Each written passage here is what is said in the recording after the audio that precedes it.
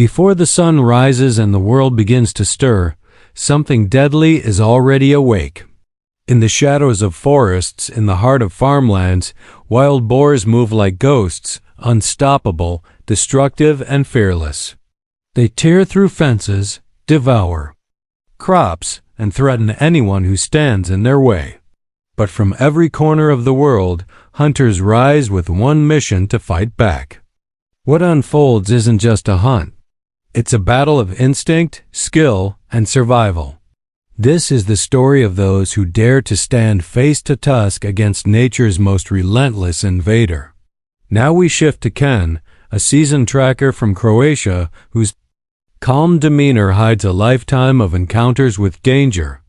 One morning, as he followed fresh hoof prints weaving through the forest floor, the air turned heavy. His dogs tensed and then lunged into a wall of tangled branches. Suddenly, the trees exploded. A monstrous boar broke through, eyes burning and tusks flashing. In a breath, Ken lifted his rifle. One precise shot rang out, and the beast fell just short of his dogs. It was over in seconds, but for Ken, it was another day surviving the wilds. Fury. Let's head to Texas again, where Jennifer hunts alone across vast fields. She had tracked signs all morning: trampled grass, broken stalks. Just as the sun reached its peak, she spotted movement. A cluster of boars rooted near a cornfield's edge. Jennifer crouched low, steadying her breath, finger on the trigger. She waited for the lead boar to turn. Crack, the shot echoed. One boar dropped. The rest scattered, kicking dust into the air. But Jennifer was ready. Her second shot found another target before the herd vanished. 2 precise strikes. One successful mission. Meanwhile, in the pine-thick woods of Oregon, Tom listens more than he speaks. His dogs are his eyes in the dark, and on this cold morning, they sensed something before he did. A low growl, tension in the leash. And then it charged, a blur of fur and rage bursting from the undergrowth. Tom didn't flinch. He shouldered his rifle, took aim, and fired a single shot that dropped the beast mid-sprint. As silence returned to the woods, Tom simply nodded, reloaded, and vanished deeper into the trees.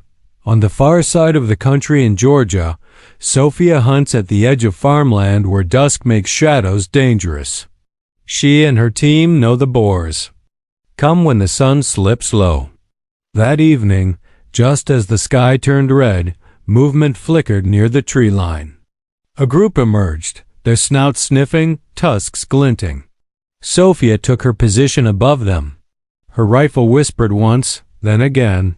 One fell, then another. The herd bolted. But the damage had been done. Sophia lowered her weapon, her breath steady.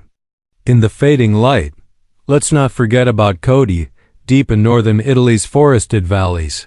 He sets his traps with patience, moving through the undergrowth like a ghost. That day, his dogs snapped to attention. A massive boar had triggered. A trap, but it had broken free. The sound of breaking branches thundered toward him. Cody didn't hesitate. He raised his weapon, aimed, and fired twice. The beast roared and stumbled, finally collapsing in the leaves. Silence returned. Cody exhaled. One less threat to worry. About in another region of Italy, near the rugged slopes of the Apennines, Elio and his team are surgical in their precision. They scan hillsides and riverbeds, using scopes and radios to track their targets. That morning, hoofprints led them to a hidden stream where a massive boar drank under cover. The team held their breath. Elio locked his crosshairs on the creature's heart. One shot. The boar dropped instantly. It was clean, efficient, and necessary. In this region, every hunt is part of a larger strategy to restore balance. Back in the U.S., Charlie's story begins in the swamps of Arkansas. Mist clings to every tree. Every sound is muffled. His dogs grow restless. Then rustling. A massive shadow charges from the reeds. Charlie reacts fast. His shot cracks through the swamp and the boar crashes into the water. It thrashes once, then stills. In these parts, hesitation can be fatal.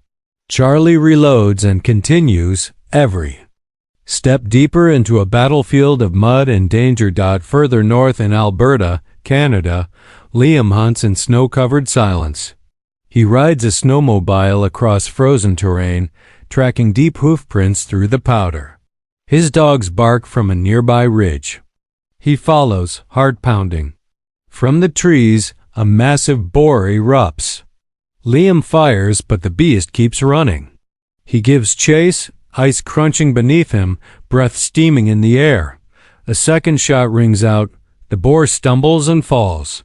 In the silence that follows, Liam knows he's earned another day of safety for his land. Next, we meet Sarah, arising. Name in Oklahoma's wild boar scene. She combines old-school hunting with high-tech tracking. Drones sweep the skies while her dogs scan the fields. One morning, a drone alert changes everything. A group of boars near an abandoned farmhouse. Sarah moves quickly, her team in sync.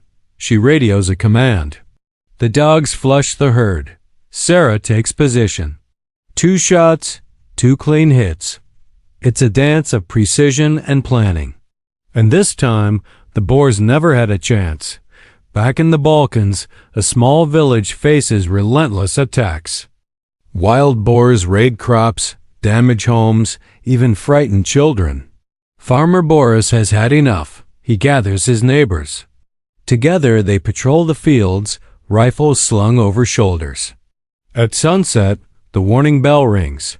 Boars again. Boris takes position.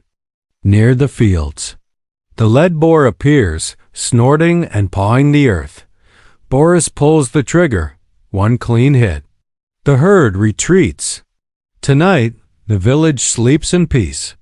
But they all know the battle isn't over. In California's Central Valley, Rachel works differently.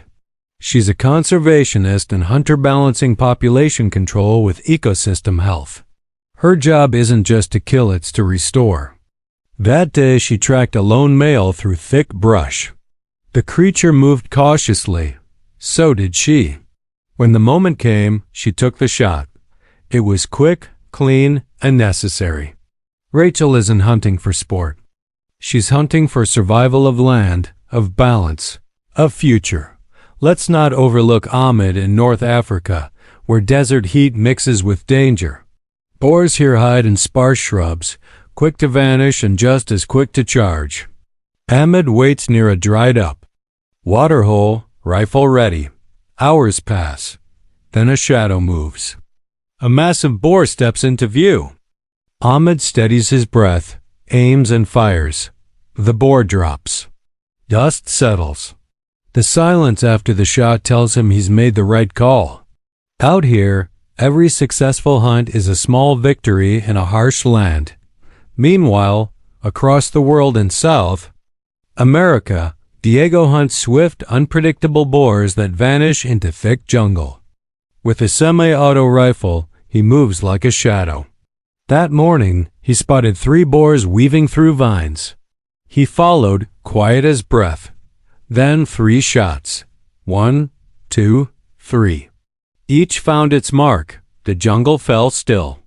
Diego stood in silence, listening to the forest breathe again. No matter the country, no matter the terrain, wild boars leave the same mark: fear, destruction, chaos.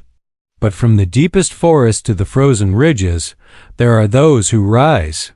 Not for glory, not for sport, but for protection, balance, and survival. These are the hunters. This is the fight. And the story isn't over. Across continents and cultures, one battle remains: the same man versus wild. And in this war, the wild boar is no ordinary enemy. But thanks to the courage, skill, and relentless pursuit of hunters around the world, the balance is slowly being restored. The war continues, but with every shot fired, with every threat neutralized, we inch closer to reclaiming control. Stay with us because the next chapter of this hunt is only just beginning. As the sun cracks the horizon, a low grunt echoes through the bush. Not from a predator, but from a creature more destructive than most hunters care to face. Wild pigs, armed with razor-sharp tusks, thick hides, and endless aggression, are no longer just a rural nuisance. They're a full-blown invasion.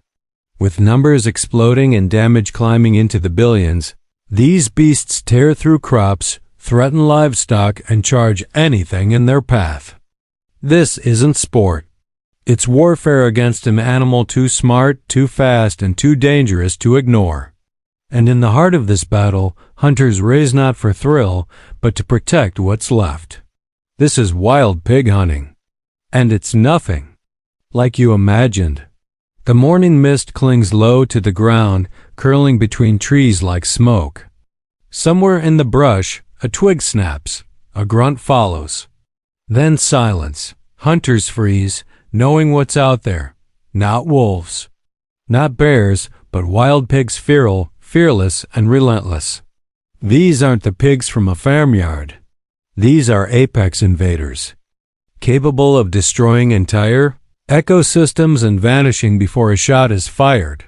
Feral hogs have become one of the most widespread and dangerous invasive species across the globe. Originally introduced for food centuries ago, they've escaped, adapted, and multiplied. Now, with populations reaching into the tens of millions, they're more than a pest. They're an environmental disaster. They move in Sounders groups of up to 30 pigs, tearing up everything in their path. Their snouts dig deep, ripping through crops, roots, and soil. One sounder can ruin an entire field overnight. Farmers find fields destroyed, fences broken, and livestock attacked. These animals carry over 30 diseases, many of which can infect humans and pets. Their tusks can shred flesh. Their hooves crush young saplings. Nothing is safe when they move. And worst of all, they're smart.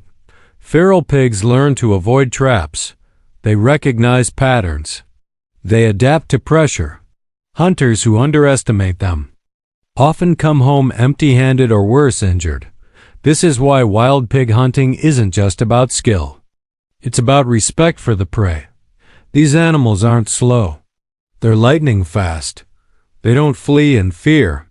They charge with fury. And they're as cunning as they are dangerous. Hunting begins before sunrise. Tracks are scouted, trails watched. Some use thermal scopes. Others use dogs trained to chase or corner pigs. The dogs bay loudly, keeping their distance while the hunter moves in. It's dangerous. One swipe from a tusk can kill a dog or rip a hunter's leg wide open. Every second counts.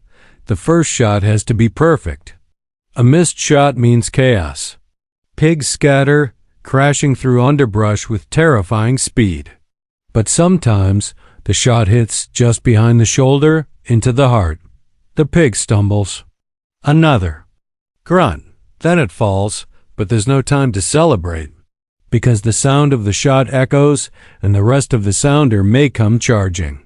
That's when the real test begins. Some hunters use helicopters, flying low over dense bushland. From above, they can track and eliminate dozens in a single flight. It's controversial but effective.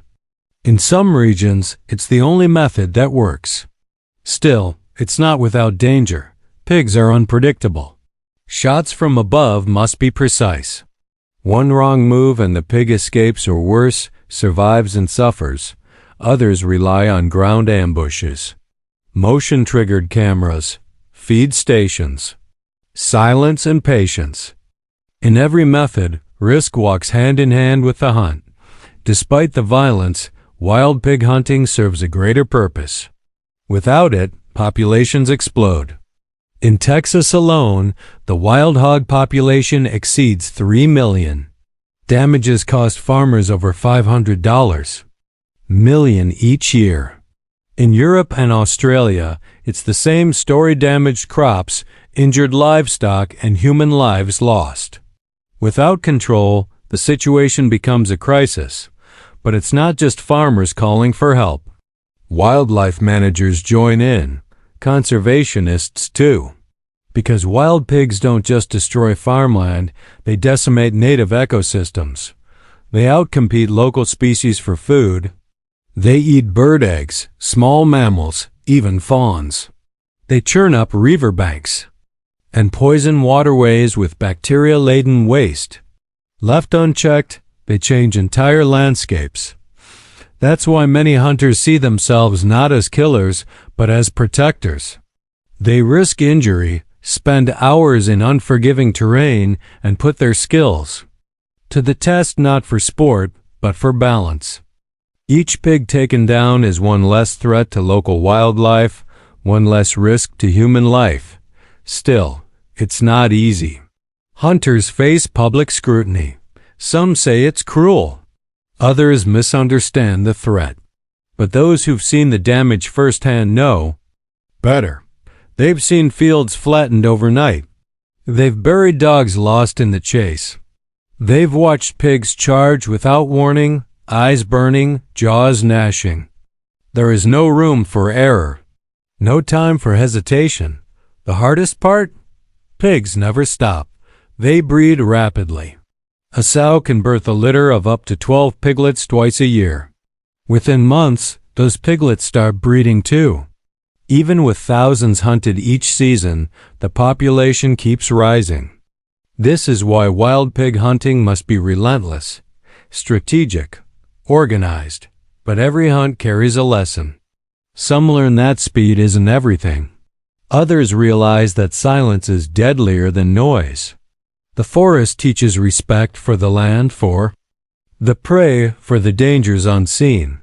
Even seasoned hunters carry scars, some physical, others emotional. A boar's charge that almost ended it all, a sounder that vanished just before dawn, a field of wheat destroyed 2 days before harvest. These stories are passed down cautionary tales from those who face the beast and come out the other side. For newcomers, the first hunt is unforgettable. The smell of churned soil, the tension before the shot, the adrenaline when the pig bursts from cover. It's primal, raw, unfiltered, but above all it's humbling, because no matter how many pigs are hunted, nature always fights back. There's always another sounder, another trail, another charge in the dark, and when the sun goes down and the brush grows still, the hunter knows one thing for sure. The war isn't over. It's just begun. You hear them before you see them, a rumble through the reeds, a violent churn in the water. Most would never imagine hunting the most dangerous herbivore on earth, but in Africa's wildest rivers, that's exactly what happens. Because when hippos invade farmland, destroy boats, and claim human lives, the line between protection and predator begins to blur. These aren't just animals. They're unstoppable tanks with jaws that crush bone and tempers that ignite without warning. Hunting them isn't sport, it's survival. And every time a hunter enters hippo territory, one mistake could mean the end. This isn't a journey into the jungle. This is war against nature's most explosive giant. And if you think it's easy to take down a hippopotamus, you're about to learn the brutal truth. In the early light, the river looks peaceful. Calm water, birds overhead, reeds swaying gently in the breeze. But just beneath that surface lies one of the most dangerous animals in the world. A creature that doesn't stalk its prey but charges. A creature that doesn't flee from gunfire but attacks. This is the hippopotamus. And today, it is being hunted. Hunting a hippo is unlike any other pursuit. It's not like tracking deer or waiting silently for a lion. It's more like confronting a tank in its own backyard. Weighing over 3,000 pounds, with skin as tough as rubber and jaws that open wider than any predator, the hippo is built to take hits and deliver worse. Hunters know this. One wrong move and the river turns red. But in some places, the hunt is not about sport, it's about necessity. In certain regions of Africa, hippos have begun clashing violently with humans. Their territories stretch into farmlands. At night, they emerge from rivers to graze flattening crops, overturning fences, destroying fields meant to feed entire communities. Boats have been capsized. Fishermen attacked. Children lost. In these areas, hippo hunting becomes more than just legal, it becomes critical for safety. Tracking a hippo is a masterclass in patience and precision. They spend most of the day submerged, hiding their enormous bodies under water with only their nostrils, eyes, and ears above the surface. A skilled hunter has to read the signs, watch for bubbles, for the faint ripple of movement. Wait, hold breath, listen. Then a head rises, massive, slick, gleaming with river mud. Eyes lock on the intruder. There is no fear, no retreat, only judgment. A challenge. And with no warning, the hippo charges. A hunter has mere seconds to react. The best know where to aim: just behind the ear, under the jaw, at the base of the skull. But even the perfect shot is no guarantee. The animal's sheer mass can absorb the impact. Sometimes it keeps running. Sometimes it vanishes underwater, only to emerge again angrier, more dangerous. Even when struck fatally, a wounded hippo does not die quietly. It thrashes. It screams. It can charge blindly through brush or dive beneath the surface to die hidden. Retrieving the body becomes a test of nerve and strength. And every second spent in the water with a dying hippo is a second closer to disaster. 4. Those who believe hunting hippos is cruel, the reality is complex. In many cases, local governments issue hunting permits to control overpopulation or reduce conflict. In other cases, villagers request help from professional hunters when hippos become too aggressive. The meat feeds communities. The tusks are often sold. But still, there is a deep respect among those who hunt. A respect earned not through admiration but fear. Hunters tell stories of close calls, of charging bulls that tore through brush like wind, of boats flipped in seconds, of bullets that bounced off thick skulls. One story tells of a hippo shot 5 times before it finally fell. Even then, it nearly crushed a man beneath its collapsing weight. No one forgets their first hunt, and no one takes the second lightly. The danger isn't only from the animals. The terrain is unforgiving. Rivers conceal crocodiles.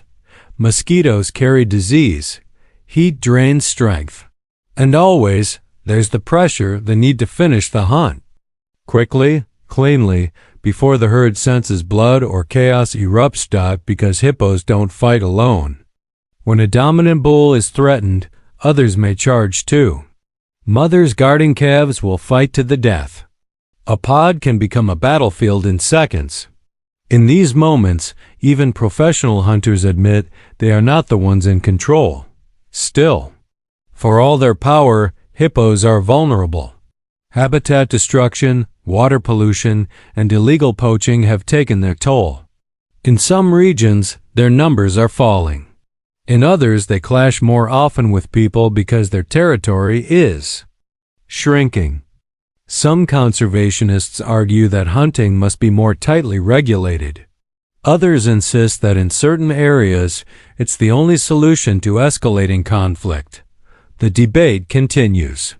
But on the riverbank, far from politics and headlines, the hunter prepares, rifle loaded, sights adjusted, eyes fixed on the slow-moving giant. There is no glory in this kill, only the weight of responsibility, the knowledge that one life taken may save others, and the understanding that this creature, this river beast, is not just prey. It is legend. In the moments before the shot, silence takes over. Time slows. The hippo turns its head. Muscles ripple under thick hide. The hunter breathes once, then pulls the trigger. What follows is chaos and silence all at once. A splash, a crash, a final breath, and then stillness.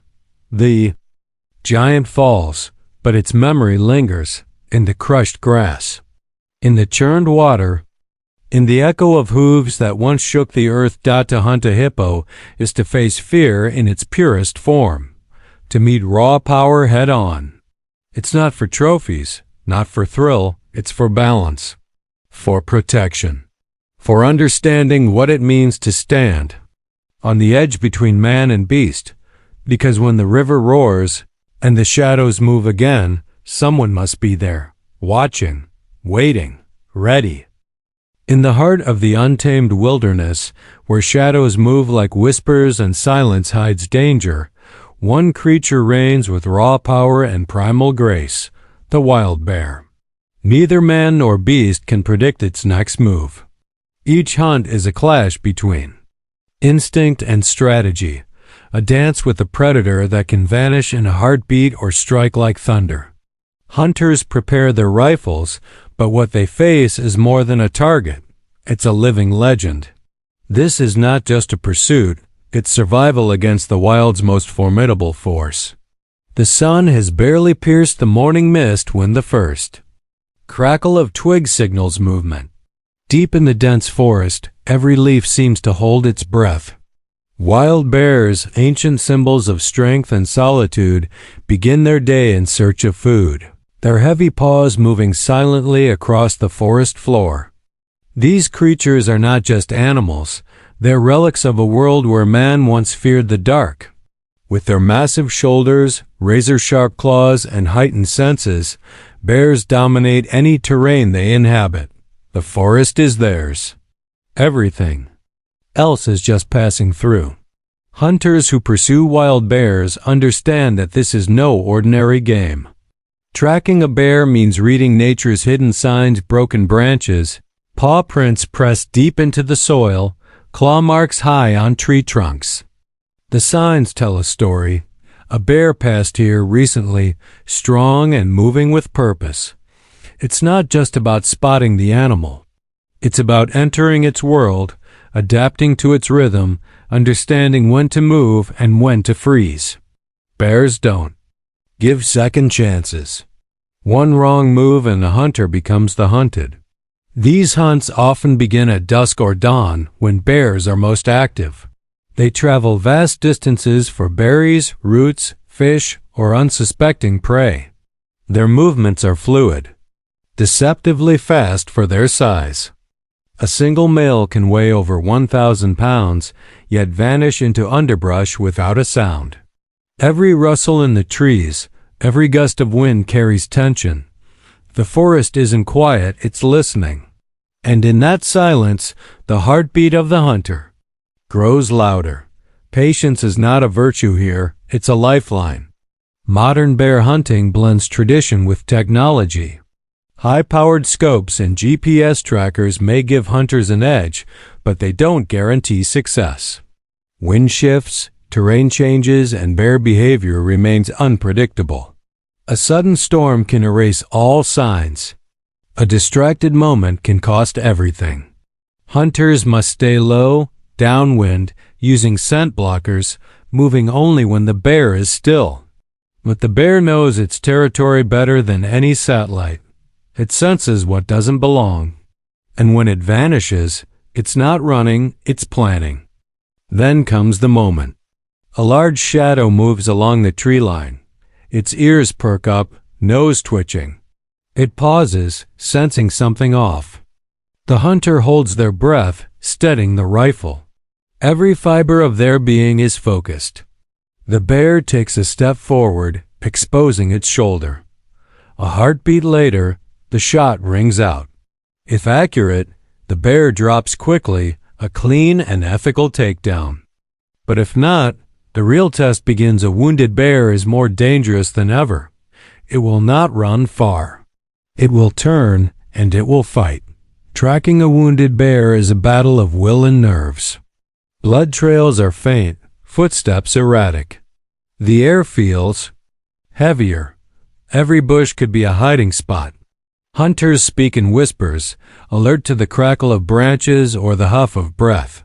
Some bears circle back, ambushing their pursuers. Adrenaline surges, but rash action leads to danger.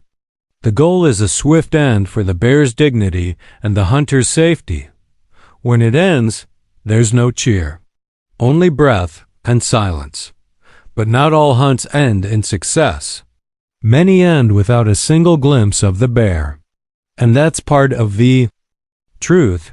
The wilderness doesn't yield easily. It humbles. It teaches. Some hunters spend days following the same tracks, only for the bear to slip away into the night. Others encounter cubs, a powerful reminder of the line between predator and protector. Ethical hunters walk away from such moments. A mother bear's wrath is legendary and sacred. Bear hunting regulations are strict in most regions. Tags, seasons, size limits, and zones are enforced to protect population balance. Conservation plays a central role. In many areas, bear numbers had once dwindled dangerously low due to overhunting and habitat loss. But today, managed hunts, research, and protected lands have helped populations rebound. Hunters often fund these efforts through license fees and conservation groups. Ironically, those who pursue the bear are often those working hardest to ensure it survives. In places like Alaska, Canada, and parts of Eastern Europe, bear hunts are steeped in tradition. Local guides share stories passed down through generations, tales of hunters lost, of miraculous escapes, of bears who seem to outthink every trap. These aren't just stories. They're lessons, warnings, and tributes. For many, the hunt is not about the trophy. It's about the journey, the connection with the wild, and the respect for a creature that embodies untamed nature. And then there are the unforgettable encounters. A sudden rustle, a face-to-face moment with a massive bear only feet away. Time freezes. The hunter sees not just an animal, but intelligence, awareness, maybe even judgment in its eyes. In that moment, all the gear and planning fades. It's just two beings, ancient and primal, caught in the raw truth of survival. Some take the shot. Others lower their rifle and watch the bear vanish into the trees, leaving behind a heartbeat and a memory that never fades. Wild bears demand respect not just for their power, but for the role they play in our shared ecosystem. They regulate prey populations, spread seeds, shape forests. They are both predator and protector, menace and marvel. Hunting them is not just a pursuit, it's a test of patience, ethics, skill, and heart. It's not about dominance. It's about understanding your place in a world that still holds mystery, where not everything is meant to be conquered. As the sun sets, painting the trees in gold and shadow, a hunter walks back through the forest. Maybe with a bear, maybe with only silence, but always with reverence, because in the end, wild bears aren't just hunted. They're remembered, not for how they fell, but for how fiercely they lived. Every wild bear hunt tells a story not of conquest, but of courage, restraint, and respect. These moments echo deeper than any shot fired. They remind us that the wilderness is not ours to tame, only ours to honor. Whether the bear is taken or vanishes into the trees, the lesson remains the same. Some creatures are too powerful to be forgotten. If you felt the chill of their presence, you already know the wild doesn't whisper. It roars.